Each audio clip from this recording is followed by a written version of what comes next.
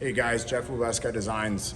So I get a lot of guys that are saying, hey, I was gonna put your lift on my truck and it's a really long wait to get your stuff and I'm just gonna put another lift on my truck. And so a lot of times I ask them, what are you gonna put on your truck to take the place of our lift? Because really our lift works in its own unique way where most of these customers that are putting on their trucks, they're putting just a true spacer lift, which goes up on the top of the strut right here on the top and then pushes the whole strut assembly down on the truck.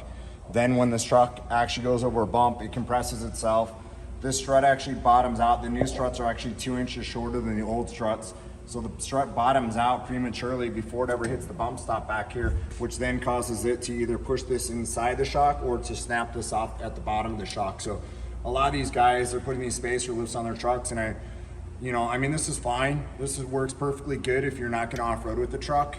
But it puts a lot of downward force. The shaft in here, it actually puts a lot of force on it, because if you tighten this actually up at the top up here, this doesn't want to line back up here where the bolt goes through in the bottom of it. So it obviously has a ton of force that's being pushed on the shaft and the top of the seal up here. So eventually is going to cause premature wear or obviously failure on this.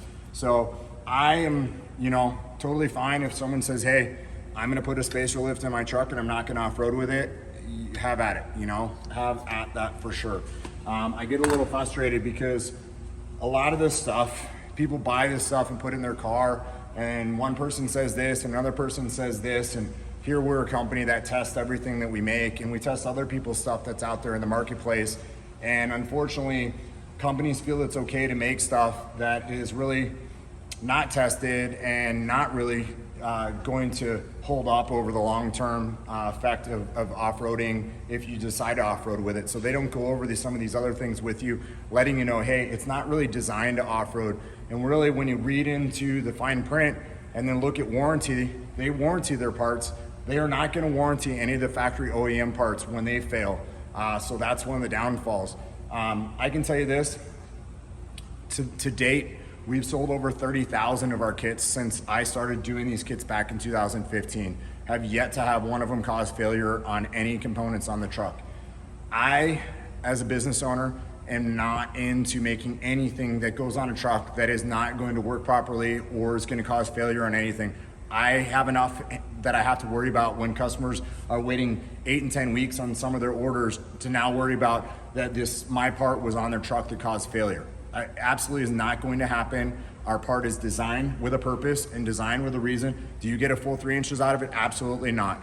Because the problem is at a full 3 inches, this axle is now compromised because the axle is not long enough. It's actually after 3 inches is that when this thing is at full droop at 3 inches and this wheel is actually turned, there's actually a really good chance that the axle is actually going to pull out of the CV on this. The axles are shorter, the angles are different, the amount of travel in the shock is actually different between this. Like I said, it's 2 inches shorter to begin with right out of the bat from the old truck version. So there's one version there that these guys are doing, that these guys are putting in. There's an aluminum spacer one that goes up in here that's 3 inches. So yes, this one's a weld together one, which is obviously the cheapest version that you can put in your truck to make it least expensive.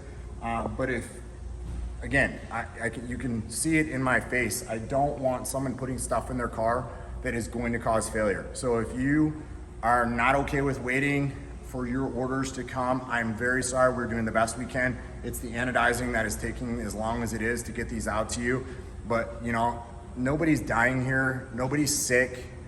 You're getting your stuff and you're getting a quality part that we are making here in our shop. So you go ahead and do what's best for you. And if you're feeling the way that like, hey, I can't wait any longer because I'm antsy and I'm impatient, I'm sorry, there's somebody else that's waiting as well as you, and they're happy to move up the ladder to receive their kit a little bit quicker out there.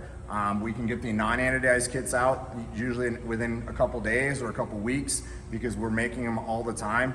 It's the anodizing. Now we have 3 companies we're using for anodizing to try to work them against each other to see who can get their stuff done faster for us. But we do all the machining here in-house.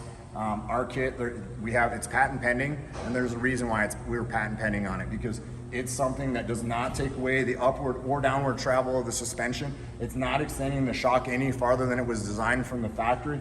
It's not compressing the shock any more than it was from the factory. It's still using the factory bump stop on this.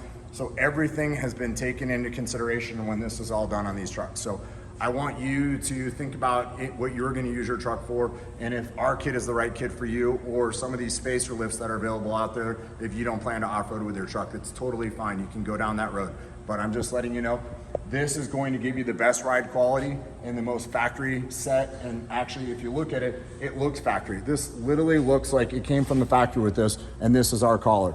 Another reminder, if you're running our collar, you will not use the rubber isolator on top of the collar anymore once you install our kit. So we hope that some of this helps you. Please, I put my name out there all the time. I put my phone number out there all the time. If you have questions, you can't get a hold of someone on the phone. We literally only have 4 salespeople and the phones ring off the hook. If you can't get a hold of anybody, please reach out to me personally.